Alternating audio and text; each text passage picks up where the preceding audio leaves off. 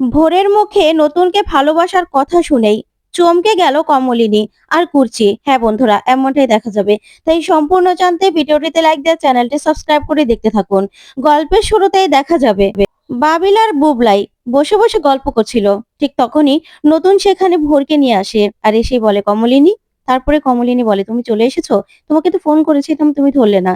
তারপরে তুমি ফোন করলে আর আমরা বললাম যে এসে পড়েছি। তখনই কুর্চি বলে, নতুন দা, এটা কে গো? এটাই কি সেই ভোর? তখন ভোর বলে, হ্যাঁ, আমি ভোর। আমি তো আপনাদের সবার সঙ্গে পরিচিত হতে আসলাম। তখন কমলিনী বলে, ও আচ্ছা, তোমার স্বতন্ত্রদা তোমার কথা অনেক বলেছে, তুমি নাকি পড়াশোনায় ভীষণ ভালো। তখন ভোর বলে, হ্যাঁ বৌদি, আমি তো পড়াশোনায় ভালো, কিন্তু স্বতন্ত্রদার মতো নয়। স্বতন্ত্রদা তো ভীষণ ভালো পড়াশোনায়। আর আমি আমি ওনাকে নিজের আইডল মনে করি। তখন কুর্চি বলে, হ্যাঁ, পড়াশোনায় সবাই তো আর একরকম হয় না। একেকজন মানুষ একেক রকম হয়, আলাদা আলাদা। তখন ভোরের কথা শুনে সবাই সবাই খুব খুশি হয়। তারপরে ভোর বলে, এটা নিশ্চয় বৌদি? তখন নতুন বলে, হ্যাঁ।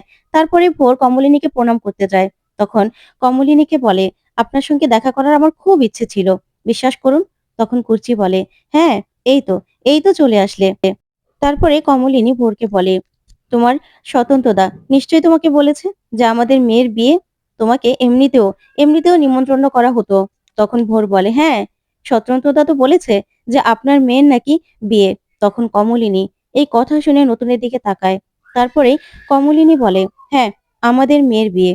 তখন তখন নতুন কমলিনীর দিকে তাকিয়ে থাকে। তারপরে ভোর বলে, হ্যাঁ, জানি তো। তারপরে নতুন ঠাম্মিদের সঙ্গে পরিচয় করিয়ে দেয়। তখনই ভোর তাদেরকে গিয়েও প্রণাম করে। তখন তো ঠাম্মিরা সবাই খুব খুশি হয়। তারপরে ভোর বলে, মাসিমা, মাসিমাদের সঙ্গে পরিচয় হয়ে খুব ভালো লাগলো। তারপরে বড় ঠাম্মি বলে, হ্যাঁ, আমাদের আমাদের কাছের কেউ না হলেও নতুন আমাদের ছেলের মতো, আর আমাদেরকে খুব আপন করে নিয়েছে, খুব ভালোবাসে। তারপরে নতুন বলে, এটা হলো কমলিনী শাশুড়ি মা, মানে আমি মাসিমা বলি। তখন তো কমলিনী নতুনের এই কথা শুনে অবাক হয়ে তাকিয়ে থাকে। তারপরে নতুন বলে, আর উনি হলেন বড় মাসিমা। ওনার ছেলে মেয়ে আছে, তারপরেও আমরা ওনাকে আমাদের কাছেই রেখে দিয়েছি। তখন কমলিনী খুব কষ্ট পায়। ওইদিকে ওইদিকে দেখা যাবে ভোরের সঙ্গে সবাইকে এক এক করে পরিচয় করিয়ে দেয় নতুন। বুবলাই, তারপরে বাবিল, তারপরেই বর্ষা, তারপরে মিঠিল, কুর্চি, তারপরে আবার মিঠির সঙ্গে সবার সঙ্গে ভোরকে পরিচয় করিয়ে দেয়। তখন ভোর সবার সঙ্গে পরিচিত হয়ে খুব খুশি হয়। তারপর নতুন বলে, এই হলো মিঠিমা, আমাদের সবার আদরের আর আমাদের সবার কাছের। তারপরে বর্ষা ভোরকে বলে, আমি তোমাকে তুমি করেই বলবো, ঠিক আছে? তখন ভোর বলে, হ্যাঁ হ্যাঁ, কোনো সমস্যা নেই। আজকে তো আমি আজকে তো আমি বৌদির সঙ্গে দেখা করতে এসেছি। আর বিশেষ করে বৌদির কাছে স্বতন্ত্রতার নামে বিচার দিতে এসেছি। তখন তখন এই কথা শুনে কমলিনী অবাক হয়। তখন নতুন বলে, না না, কোনো বিচার টিচার দিতে হবে না। বুঝতে পেরেছো? তুমি এসেছো, তুমি সবার সঙ্গে কথাবার্তা বলো, তোমাকে বিচার টিচার দিতে হবে না। তখন কমলিনী বলে, কেন? ও কি বলতে চায় আগে তো শুনি। ওর তোমার নামে কি বিচার দিতে এসেছে? তখন কুর্চি বলে, হ্যাঁ তাই তো, হঠাৎ করে নতুনদার নামে কি বিচার দেবে গো ভোর? তখন বুবলাই আর বাবিলও তাকিয়ে থাকে। তারপরে নতুন বলে, আর বলো না, ওর মাথায় না ছিট আছে, ওর কথা শোনো না তো, আর কি বলবে? তখন তখন ভোর বলে, না না বৌদি, আমি আমি সত্যিই বিচার দিতে এসেছি। তখন মিঠিল বলে, তাহলে তুমি তো এখনো বললেই না যে নতুন কাকুর নামে কি কমপ্লেন তুমি করবে। নতুন কাকু এমন কি করেছে যে তোমাকে কমপ্লেন করতে বাড়িতে আসতে হলো? ওইদিকে বর্ষা বর্ষা এদের ন্যাকামো দেখে তাকিয়ে থাকে। তখনই ভোর বলে, হ্যাঁ, আজকে না স্বতন্ত্রদা ইনস্টিটিউটে চপমুড়ি খেতে চেয়েছিল, তেলে ভাজা। তখন কমলিনী বলে, ও তো এসব খায় না, ও তো এসব কখনোই খেতে চায় না। তখন তখন বর্ষা বলে, হ্যাঁ তাই তো, তুমি মনে হয় জানো না ভোর, আসলে নতুন কাকুর মাইনেটা হয়েছিল, তার জন্য এসব খাওয়া নিষেধ। তখন ভোর বলে, সেই জন্যই তো বলছি, আমি তো জানি, সেই জন্যই তো আমি বলছি যে বৌদি, তুমি এখানে খেয়াল রাখবে যেন স্বতন্ত্রদা কোনোভাবে এসব খেতে না পারে, আর আমি ইনস্টিটিউটে খেয়াল রাখবো সে যেন একদম তেলে ভাজা কিছু খেতে না পারে। তখন নতুন বলে, আশ্চর্য, বললাম তো যে এসব নিয়ে এত মাথা ঘামানোর কিছু নেই। আর তাছাড়া এসব নিয়ে না এত কিছু বলারও কিছু নেই, কমলিনী আমার যথেষ্ট খেয়াল রাখে। তখন তখন ভোর বলে, না স্বতন্ত্রদা, আমাদের না নিজেদের মধ্যে বুঝে দিতে দিন। আমি তো বৌদিকে বলছি, বৌদি, তুমি একদম কড়া শাসনে রাখবে যেন স্বতন্ত্রতা একদম খেতে না পারে। এই মানুষটা একবার অ্যাটাক করেছে, আবার যদি হয় তাহলে তো সমস্যা হবে। তখনই বড় ঠাম্মি বলে, কি ব্যাপার নতুন, তুই এগুলো খেতে চেয়েছিলি? কই কখনো তো বাড়িতে এসব খেতে চাও না? তখন ভোর বলে, আসলে আমি না ইনস্টিটিউটে এগুলো ব্যবস্থা করেছিলাম সবার জন্য। তখনই স্বতন্ত্রতা খেতে চাইলো।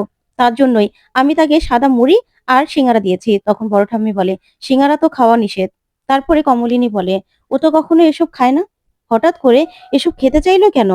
কিছুই তো বুঝতে পারছি না। আর তোমার কি মনে হয় আমি তোমার স্বতন্ত্রতার খেয়াল রাখি না? তখন ভোর বলে, না, না, আমি সেটা বলতে চাইনি। তখন কমলিনী বলে, না, তোমার মানে তো এটাই। আসলে অনেক বছর হয়ে গেছে আমরা একসঙ্গে আছি। আর অনেক বছর ধরে ওনার খেয়াল আমি রাখছি। তা তোমার কেন মনে হলো যে আমি খেয়াল রাখি না? তখন তখন বড় ঠাম্মি বলে, হ্যাঁ, তোমার কথার মানে কিন্তু এটাই হলো। ওরা না স্বামী-স্ত্রী। স্বামীর স্বামীর ভালো-মন্দ তো একজন স্ত্রীই দেখে। আর কমলিনী, আমাদের বৌমা খুব ভালো করে নতুনের খেয়াল রাখে। সেটা নিয়ে তোমাকে আর নতুন করে বলতে হবে না, আর তোমাকে ভাবতেও হবে না। ঠিক আছে? তখন ভোর বলে, না, খেতে চাইলো তো সেজন্যই বললাম যে দরকার নেই তো। তেলে ভাজা একদম খাওয়া উচিত নয় স্বতন্ত্রতার, তার জন্যই। তখন কমলিনী বলে, না, তুমি যে এত ভেবেছো সেজন্যই না আমার শুনে খুব ভালো লাগছে যে না, তুমি তোমার স্বতন্ত্রতার জন্য এত ভাবো। তখন তখন বুবলাই আর বাবিল নিজেদের দিকে তাকায়। তখন বুবলাই বলে, কখনো তো নতুন কাকুকে এসব খেতে দেখিনি। আর তাছাড়া তেলে ভাজা খেতে চেয়েছো নতুন নতুন কাকু? আমি তো ভাবতেও পারছি না যে তুমি তুমি মুড়ি আর এই তেলে ভাজা চপ সিঙ্গারা খেতে চেয়েছো। তখন নতুন কি বলবে বুঝতে পারে না। তখন বর্ষা বলে, তোমরা না কি যে বলো না একটা মানুষের কখনো খেতে ইচ্ছে করতে পারে না। আমার তো চপ সিঙ্গারার ঘ্রাণ শুনলেই কেমন যেন জিভে জল চলে আসে। আমার যে কি ভালো লাগে কি বলবো। আর নতুন কাকু না হয় একদিন খেতেই চেয়েছে, তাতে কি হয়েছে? তারপরে তারপরে দেখা যাবে কুর্চি ভোরের জন্য মিষ্টি নিয়ে আসে আর বলে, এতটুকু কিন্তু তোমাকে খেতেই হবে। তখন ভোর বলে, না, না, এতটুকু করার দরকার ছিল না। আমি তো এখানে আজকে সবার সঙ্গে আলাপ করতে এসেছি। আর তাছাড়া এরকম তো যাতায়াত থাকবেই। তারপরে তারপরে মিঠি বলে, আচ্ছা, তোমার তুমি কি বিদেশে চান্স পাওনি? তখন ভোর বলে, হ্যাঁ, আমি তো বিদেশে পড়াশোনা করেছি। সব জায়গায় পড়াশোনা করেছি। আর ৩ জায়গায় আমি এপ্লাই করেছিলাম। ৩ জায়গাতেই না আমি চান্স পেয়েছিলাম। তখন কমলিনী বলে, সেটাই তো বলছি। তুমি বিদেশে চান্স পেয়েও তুমি এখানে চলে আসলে। আমি না বুঝতে পারছি না যে মানুষ এখান থেকে বিদেশে যায় চাকরি করতে। আর তুমি সেখান থেকে এখানে চলে আসলে। তখন ভোর বলে, হ্যাঁ, একটা কারণ তো অবশ্যই আছে। তখন নতুন বলে, ছাড়ো না। ওর এসব কথা শোনার না কোনো দরকার নেই। তখন কমলিনী বলে, কেন? কি কারণ আছে কলকাতাতে আসা সেটা তো জানতে হবে। তখন ভোর বলে, হ্যাঁ, একটা কারণ তো অবশ্যই আছে। তখন বুবলাই বলে, আমিও তো চিন্তা করছি যে মানুষ এখান থেকে বিদেশে যায়। আর তুমি শুধু এখানে চলে আসলে। তখন তখন বাবিল বলে, আমাদের কলকাতার একটা অন্যরকম মাহাত্ম্য আছে। আর তাছাড়া নতুন কাকু যে ইনস্টিটিউট সেটা তো নাম সারা বিশ্বে ছড়ানো ছিটানো আছে। এখান থেকে কত রকম কত রকম মানুষ পাশ করে বেরোয় বলো তো। সেজন্যই হয়তোবা। তখন ভোর বলে, না, আমি কিন্তু স্বতন্ত্রতার ইনস্টিটিউটের জন্য এখানে এসে জয়েন করিনি। তখন তখন সবাই চমকে যাওয়ার বলে, কেন তাহলে? তখন ভোর বলে, আমি শুধুমাত্র স্বতন্ত্রতার জন্যই এখানে এসে জয়েন করেছি। তখন তো ভোরের মুখে এই কথা শুনে অবাক হয় কমলিনী, মিঠি। তখন ভোর বলে, হ্যাঁ, আসলে আমি যখন থেকে সায়েন্স নিয়ে পড়াশোনা করছি না তখন থেকেই স্বতন্ত্রতার লেখা বইগুলো পড়তে শুরু করি। তখন থেকেই তার এত বড় ফ্যান হয়ে গেছি না আমি। তাকে আমার আইডল মানতে শুরু করেছিলাম। আর এই মানুষটার সঙ্গে যখন কাজ করার সুযোগ পেলাম তখন আর সেই সুযোগটা না আমি হাতছাড়া করতে পারলাম না। আমি সোজা এখানে চলে এসেছি। ওনার সঙ্গে অনেক মেসেজে মেইলে আমি যোগাযোগ করার চেষ্টা করেছি। কিন্তু এই মানুষটার সঙ্গে তো কোনোদিনও যোগাযোগই করতে পারিনি। তারপরে শেষ পর্যন্ত যখন এখানে চান্স পেয়েছি, এখানে না চলেই এলাম। আর আর থাকতে পারিনি। তখন কমলিনী বলে, যাক, ভালোই করেছো। সত্যি, সত্যি আমারও খুব ভালো লাগছে। তখন ভোর বলে, হ্যাঁ, এই মানুষটার জন্য আমি সবকিছু করতে পারি। বিশেষ করে শুধুমাত্র মানুষটাকে যে আমি আইডল ভাবি তা কিন্তু নয়। মানুষটাকে আমি খুব ভালোওবাসি। তখন তো এই কথা শুনে সবাই চমকে যায়। ওইদিকে বর্ষা চোখ বড় করে তাকিয়ে থাকে। তখন কুর্চি বলে, তাই? হ্যাঁ, একজনকে আইডল মেনে সামনের দিকে এগিয়ে যাওয়াটা আসলেই, আসলেই খুব ভালো। আর যাকে আইডল মানো তাকে চোখের সামনে দেখতে পেয়েছো, সেটাই তো অনেক। তখন তখন ভোর বলে, হ্যাঁ, বিশ্বাস করবেন না। আমি যে আমি যে স্বতন্ত্রদার কত বড় ফ্যান। আর আমি তো ওনাকে খুব সম্মানও করি আর খুব শ্রদ্ধাও করি। তখন এই কথাগুলো শুনে সবাই অবাক হয়। তারপরে ভোর বলে, আমি শুধুমাত্র এখানে এসেছি স্বতন্ত্রতার জন্যই। তখন তখন কুচি কুর্চি এই কথা শুনে অবাক হয়ে তাকিয়ে থাকে আর বলে, কি নতুন দা? যাক, তোমার জন্য এত পাগল আগে তো ভাবতে পারিনি। তখন ভোর বলে, শুধুমাত্র আমি পাগল নই, আমি কিন্তু স্বতন্ত্রতাকে খুব ভালোবাসি। তখন তো এই কথা শুনে সবাই সবাই হাঁ করে তাকিয়ে থাকে যে এই মেয়েটা কি বলছে। তখন নতুনও সবার সামনে অপ্রস্তুত হয়ে যায় আর বলে, থাক না এসব কথা, অনেক হয়েছে তো। ওর কথা না শুনলে তোরা পাগল হয়ে যাবে, কারণ ওর মাথায় না ছিট আছে, বুঝতে পেরেছো? তখন কমলিনী বলে, আচ্ছা কোথায় থাকো তুমি, কোথায় উঠেছো? তখন ভোর বলে, এইদিকে, বাবা মা নেই তো, একটা ফ্ল্যাট নিয়ে আছি অনেক দূরে। তখন কমলিনী বলে, হ্যাঁ অনেক দূরেই তো মনে হচ্ছে, সেখানে যেতেও তো তোমার সমস্যা হবে। তখন ভোর বলে, না না, একটা ক্যাব বুক করে নেব। তখন নতুন বলে, সমস্যা নেই, আমি তো কুর্চিকে নামিয়ে দিয়ে আসতে যাবই, তখন না হয় ভোরকে আমি ওর ফ্ল্যাটে নামিয়ে দিয়ে আসবো। তখন ভোর বলে, না না, দরকার নেই স্বতন্ত্রদা। তখন নতুন বলে, আমার কোনো সমস্যা হবে না। তখনই মিঠি বলে, নতুন কাকু, আমাদের একটা প্ল্যানিং করা দরকার ছিল। আসলে বিয়ের আগে আমরা তো বলেছিলাম যে মিটিং এ বসবো। তখন নতুন বলে, হ্যাঁ বসবো তো। তখন মিঠি বলে, তাহলে তুমি চলে গেলে কি করে হবে? তখনই কমলিনী মিঠির উপর রেগে যায় আর বলে, মিঠি, আর কত বিয়ের প্ল্যানিং তোর বাকি রে? বিয়ের প্ল্যানিং সবই তো করে নিয়েছিস, তাহলে আর কি বাকি আছে? কোনো দরকার নেই। তো নতুন কাকু, একটা কাজ আছে, তারপরেও তুই যদি এই প্ল্যানিং এর কথা বলিস তাহলে কি করে হবে বলতো? তোর নতুন কাকু ভোরকে তার ফ্ল্যাটে দিয়ে আসতে যাবে, আর তারপরেও তুই কেন তাকে কাজ আছে জেনেও আটকাতে চাইছিস? এসব কিন্তু একদম উচিত নয়। যা প্ল্যানিং হওয়ার হয়ে গেছে, আর কোনো প্ল্যানিং এর দরকার নেই। তখন নতুন বলে, আচ্ছা কমলিনী, এরকম করছো কেন?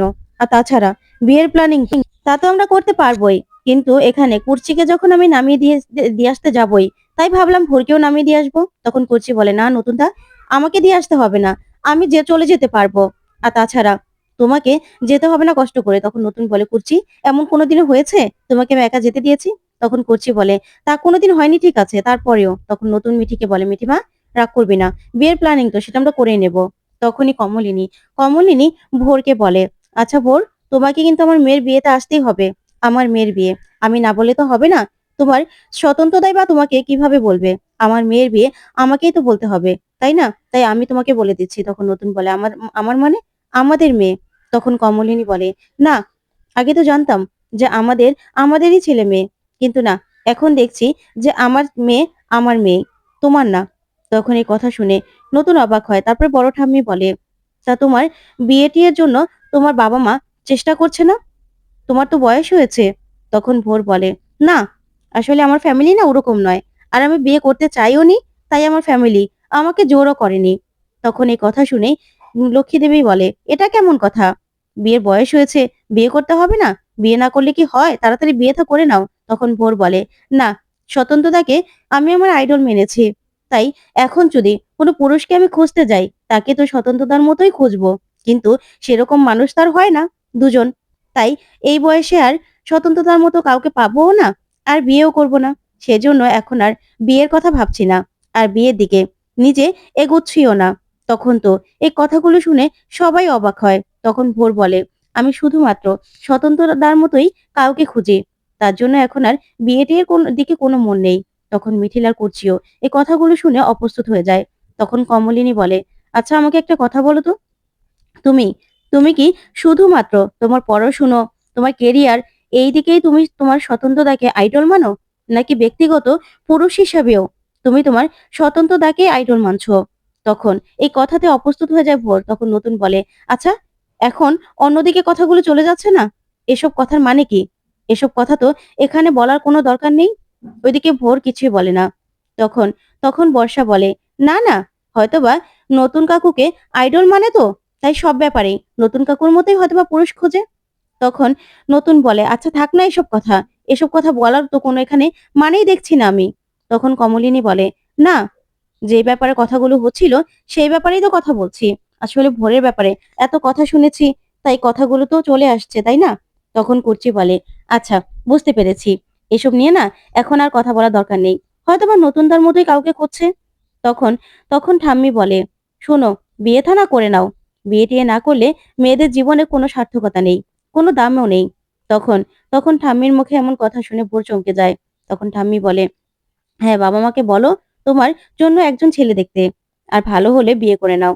তখন ভোর হাসতে থাকে। তারপরে ঠাম্মি বলে, শোনো, একজন মেয়ের একজন মেয়ের জীবন তখনই সার্থক হয় যখন একজন পুরুষ আসে তার জীবনে, সে সংসার করে, মা হয়, তখন বড় ঠাম্মি বলে, হ্যাঁ তাই তো, শুধুমাত্র কাউকে আইডল ভেবে তো আর জীবন কাটিয়ে দেওয়া যায় না।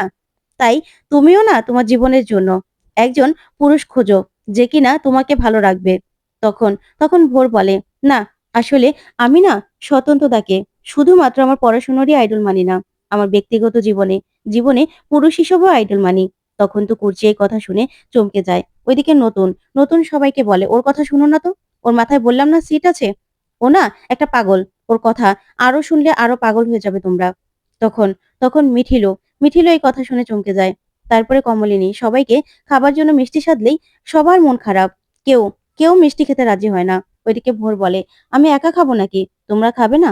তখন বর্ষা বলে, না কেউ খাবে না, তুমি গেস্ট এসেছো, তুমি খাও না, খাও, লজ্জা পেও না, খেয়ে নাও। তারপরে বর্ষা কমলিনীকে বলে, মামুনি, নেমন্ত্রণটা, বিয়ের নেমন্ত্রণটা করো না, তুমি না করলে কি হয়? তখন কমলিনী বলে, হ্যাঁ ভোর, তোমাকে আমি বলে দিচ্ছি, আমার মেয়ের না কদিন পরে বিয়ে। তোমার স্বতন্ত্রতা অবশ্যই ইনস্টিটিউটে সবাইকে বলবে, তারপর আমি তোমাকে বলে দিচ্ছি, তোমাকে কিন্তু আসতেই হবে, তুমি কিন্তু অবশ্যই আসবে, ঠিক আছে? আর আমি জানি তুমি আসবে, তোমার তো এখানে ভালোও লাগবে। তখন ভোর বলে, হ্যাঁ হ্যাঁ, আমি আসবো, চিন্তা করবেন না। তখন তখন কমলিনী বলে, না আমি চিন্তা করছিও না। তো বন্ধুরা, কেমন লাগলো আজকের আপডেট কমেন্ট করে জানাও। ধন্যবাদ।